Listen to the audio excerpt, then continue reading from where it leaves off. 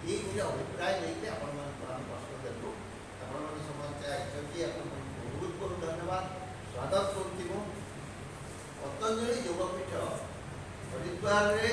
अवस्थित अछि परम पूज्य स्वामीनाथ जी महाराज नेतृत्व एवं परम पूज्य आचार्य श्री मार्गदर्शन में बहुत गुड़े कार्यक्रम जोटा कि समाज कल्याण कार्यक्रम से विषय में कहली जोटा कि लोक जानवाटा नितांत देखो ये भारत वर्ष जनता यदिव राजनैतिक स्वाधीनता पाइले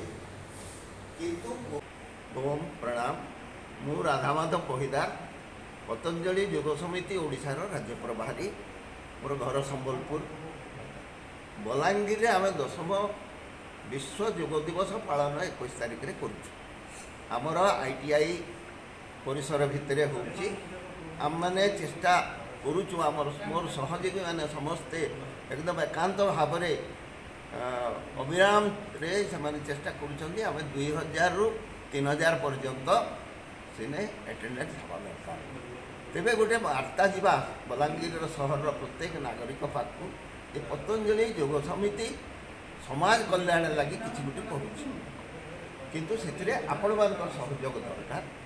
आम खाली 21 तारिख रे योग करबू बोली कथा नुहे आमर प्रतिदिन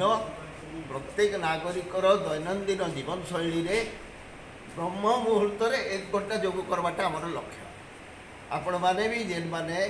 घरे अच्छन जेन माने कि चाहूचन आपण योग करवार लगी आमर रघु भाई अशोक भाई श्वेता भौणी इन सांगे जोगाजोग करूँ